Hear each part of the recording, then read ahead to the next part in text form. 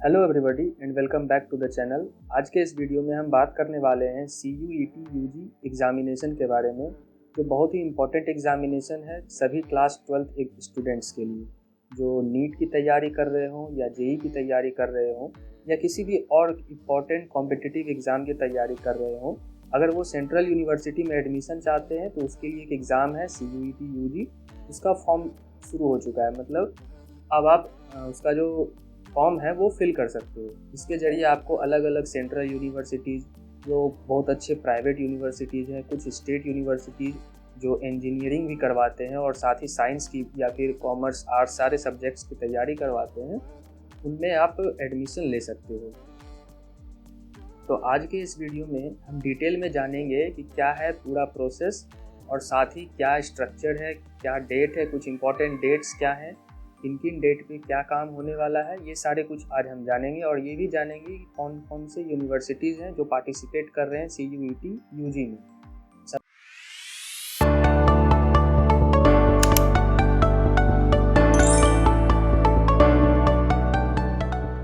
सबसे पहले जब आप इस वेबसाइट पे आओगे तो आपको यहाँ पे दिखेगा ये वाला न्यूज़ एंड इवेंट्स में पब्लिक नोटिस में आपको दिखेगा inviting online application form for the common university entrance test CUET UG। तो यहाँ पे आपको ये दिख जाएगा।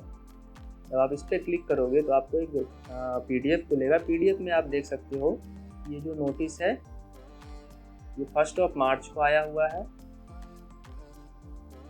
तो नोटिस आपका 1 मार्च को आया है। सब्जेक्ट क्या, inviting CUET application form for the common university entrance test CUET UG 2025 for the admission in under graduate programmes in central universities and deemed private university. मतलब कुछ प्राइवेट यूनिवर्सिटीज़ भी हैं जैसे अडानी यूनिवर्सिटी कॉलेज, ये सब जितने भी हैं। साथ ही आपका एक बहुत ही बढ़िया जो बीटेक करवाती है जो NSUT है, वो भी आपका इसी से एडमिशन लेने वाली। तो यहाँ से जब आप PDF ओपन करोगे, जब मतलब उस नोटिस पे जब क्लिक करोगे तो आपके सामने ये पेज खुलेगा। NTA का ही पेज है, NTA ही कंडक्ट करवाती है CUET, तो उसी का ये पेज है। यहाँ से आप देख सकते हो कि 1 मार्च को ये नोटिस आया हुआ है। नोटिस में क्या है, नोटिस का सब्जेक्ट है inviting online application form for common university entrance test, यानी CUET UG 2025 के लिए जो एडमिशन टेस्ट है उसके लिए ये नोटिस है। अब नोटिस क्या कह रहा है, नोटिस कह रहा है कि CUET UG जो एग्जामिनेशन है इस provides a single window opportunity to students seeking admission in any central universities, participating universities which is state, deemed and private in CUET UG across the country। मतलब पूरे देश भर में जितने भी सेंट्रल यूनिवर्सिटीज़ हैं उनमें तो एडमिशन होगा ही, साथ ही कुछ स्टेट यूनिवर्सिटीज़ हैं, कुछ प्राइवेट यूनिवर्सिटीज़ हैं, उनमें भी आपका एडमिशन CUET UG से हो जाएगा। और अगर आगे बढ़ें तो online application submission form, online application का जो फॉर्म है, फॉर्म शुरू हो चुका है। फॉर्म अब आप फिल कर सकते हो। फॉर्म शुरू हो गया था आपका 1 मार्च को। 1 मार्च को फॉर्म शुरू हो चुका है और 22 मार्च तक फॉर्म फिल होता रहेगा। 1 मार्च से 22 मार्च तक का आपके पास टाइम है, इस बीच आप फॉर्म फिल कर लो। लेकिन मैं ये कहूँगा कि आप फॉर्म उससे भी पहले फिल कर लो, क्योंकि लास्ट एंड मोमेंट पे बहुत ही ज़्यादा रश होता है तो वेबसाइट कभी कभी ओपन नहीं हो पाती है। इसके बाद अगर आगे बढ़ें तो जो फी स्ट्रक्चर है, last day of successful transaction of fee through credit card, debit card, net banking या UPI, इन सभी माध्यम से आप फी पेमेंट कर सकते हैं। कब है लास्ट डेट, तो 23 मार्च 2025। 23 मार्च 2025 जो है लास्ट डेट है फी सबमिट करने का। कितना बजे तक, तो 11:50 PM, 11:50 PM, रात में 11:50 तक। करेक्शन विंडो जो खुलेगा वो 24 मार्च को करेक्शन विंडो खुल जाएगा, जो 26 मार्च 2025 तक चलेगा 11:50 PM तक। लेकिन बहुत बार क्या होता है, बच्चे सोचते हैं 24 मार्च को करेक्शन होने वाला है तो उसमें ये फॉर्म भरेंगे। नहीं, ऐसा नहीं होता है। करेक्शन का जो विंडो है वो उन्हीं के लिए खुलता है जो पहले से फॉर्म फिल किए हुए। तो आपको फॉर्म फिल कर लेना है कब तक, 22 मार्च तक। मेरे हिसाब से फॉर्म आपको 18 मार्च तक फिल कर देना चाहिए, क्योंकि उसके बाद रश हो जाता है तो वेबसाइट कभी कभी क्रैश कर जाती है।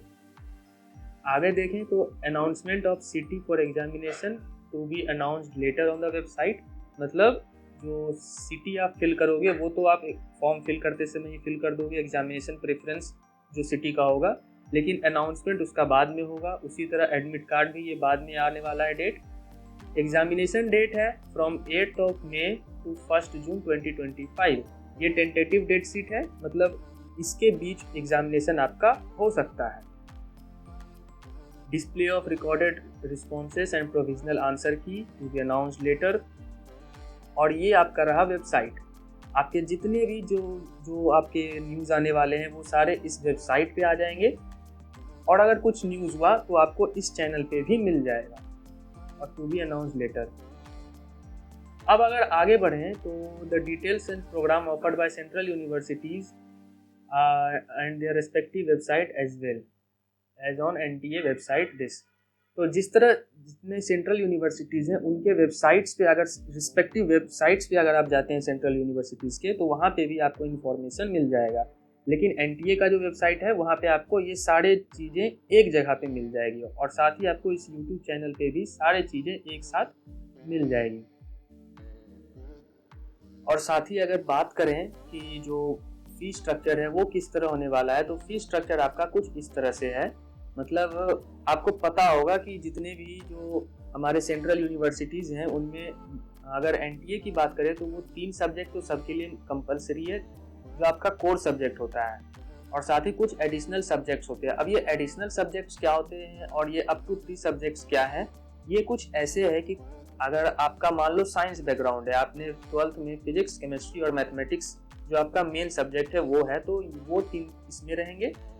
और साथ ही जो रिस्पेक्टिव कॉलेजेस होते हैं, रिस्पेक्टिव जो इंस्टीट्यूट्स होते हैं, यूनिवर्सिटीज़ होते हैं, उनमें भी कुछ क्राइटेरिया होता है कि अगर आपको मेरे यहाँ बैचलर इन साइंस करना है, बैचलर इन हिस्ट्री करना है, या फिर जूलॉजी करना है, बॉटनी करना है, ये सारी चीज़ें करनी है, तो उनमें उनका कुछ क्राइटेरिया होता है कि मेरे यूनिवर्सिटी से अगर आपको करना है तो आपको फिजिक्स, केमिस्ट्री, मैथमेटिक्स के अलावा ये सब्जेक्ट्स आपको एग्जामिनेशन में देना होगा, एग्जाम आपको इन सब्जेक्ट्स का देना होगा। कुछ यूनिवर्सिटीज़ होती हैं, अगर आपको हिस्ट्री ऑनर्स करना है किसी यूनिवर्सिटी में, तो कुछ यूनिवर्सिटीज़ होते हैं जिनमें कि आपको कुछ जीके का अलग से एक पेपर देना होता है, या फिर मान लो कहीं से आपको, कुछ यूनिवर्सिटीज़ ऐसे भी होते हैं जिनमें या आपके जो मेन साइंस के सब्जेक्ट्स हैं जैसे फिजिक्स, केमिस्ट्री, मैथमेटिक्स, इनके अलावा आपको हो सकता है इंग्लिश का पेपर देना पड़े, हो सकता है आपको जीके जीएस का पेपर देना पड़े, या फिर ऐसे ही कुछ और पेपर्स देना पड़े। तो उनके लिए ये एडिशनल सब्जेक्ट्स के फी हैं। मतलब पर सब्जेक्ट कितना फी आपको लगेगा, ये तीन सब्जेक्ट्स जो सब दे सकते हैं उनके लिए जनरल 1000, एडिशनल पेपर अगर आपको देना है तो 400 रुपीज़ पर पेपर लगेगा। मतलब अगर जीके का पेपर देना है तो 400 उसके लिए एडिशनल में, और अगर आपको इंग्लिश का पेपर देना है तो 400 उसके लिए, मतलब टोटल 800 रुपीज़ आपका एडिशनल हो जाएगा। यही अगर बात करें OBC, NCL या EWS कैटेगरी में, तो 900 rupees and 375 each. SC, ST, PWD, third gender सब के लिए 800 रुपीज़ एंड 350 रुपीज़। और अगर सेंटर आउटसाइड इंडिया है, मतलब कुछ फॉरेन स्टूडेंट्स भी इस पेपर को देते हैं CUET UG के, तो उनके लिए ये 4500 एंड 1800 ईच। अगर बात करें, ये आपको दिख रहा होगा यहाँ पे कुछ स्टार मार्क लगा हुआ है ये यहाँ पे, और EWS पे। Other backward classes OBC, NCL as per central list.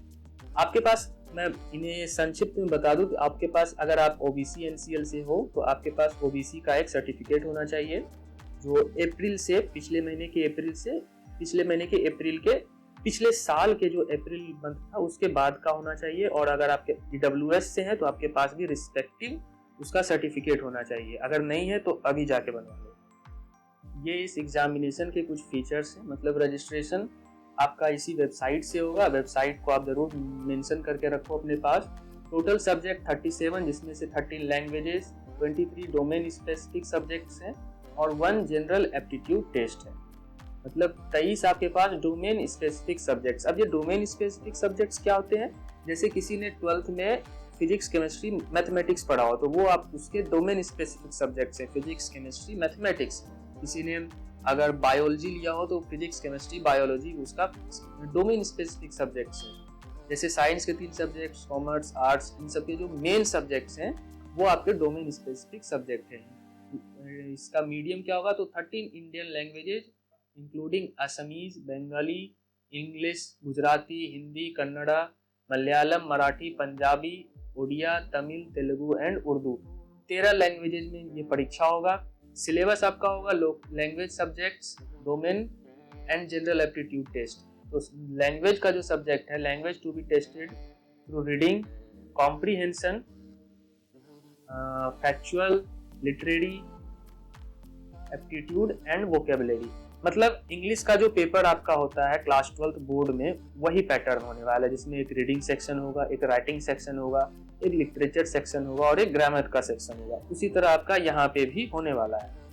Domain subjects जो है वो एनसीईआरटी का सिलेबस होगा, जो अभी आपने 12th में एग्जाम दिया होगा, सेम वही सिलेबस है आपका इधर भी। General aptitude test, general knowledge, current affair, general mental ability, मतलब GMA, general mental ability, numerical ability, quantitative reasoning, simple application of basic mathematical concept, arithmetic.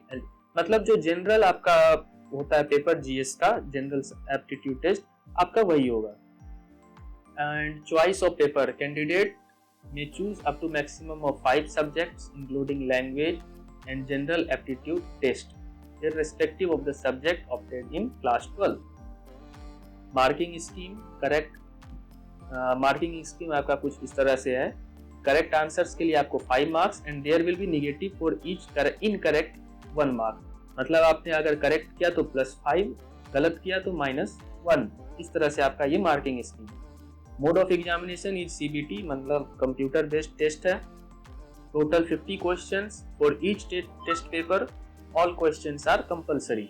Duration will be 60 minutes for each test paper. Shift, the examination will be conducted on multiple shift depending on the number of candidate and subject choice.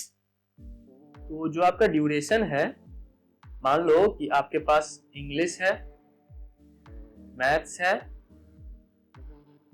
Chemistry है और physics है, ये 4 paper हैं आपके पास। तो पर subject पर जो जितने सब्जेक्ट्स है, मैथमेटिक्स, फिजिक्स, केमिस्ट्री, इंग्लिश, इनके लिए आपको 60 मिनट्स मिलेंगे। जैसे यहाँ पे आप लिखा हुआ है, duration for each test paper would be 60 minute, मतलब 60 मिनट, 1 घंटा आपको हर एक पेपर के लिए मिलेगा। तो ये था कुछ इंफॉर्मेशन CUET से रिलेटेड। अगले वीडियो में, आने वाले वीडियो में हम देखेंगे इसके फॉर्म से रिलेटेड कुछ बातें करेंगे, उनमें क्या क्या किस तरह से प्रोसेस है वो जानेंगे, और साथ ही ये भी जानेंगे कि जो टॉप के कुछ यूनिवर्सिटीज हैं वो कौन कौन से हैं, कुछ सेंट्रल यूनिवर्सिटीज के बारे में जानेंगे। सब्जेक्ट वाइज देखेंगे, डोमेन वाइज देखेंगे, जैसे मैथमेटिक्स, केमिस्ट्री, फिजिक्स, इन सभी के अकॉर्डिंग कौन कौन से जो यूनिवर्सिटीज हैं, उनमें कौन कौन से कॉलेजेस हैं जो टॉप रैंकिंग में आते हैं। तो जुड़े रहिए वीडियो में। आज के लिए फिलहाल के लिए इतना ही, मिलेंगे अगले वीडियो में। Thanks for watching, bye.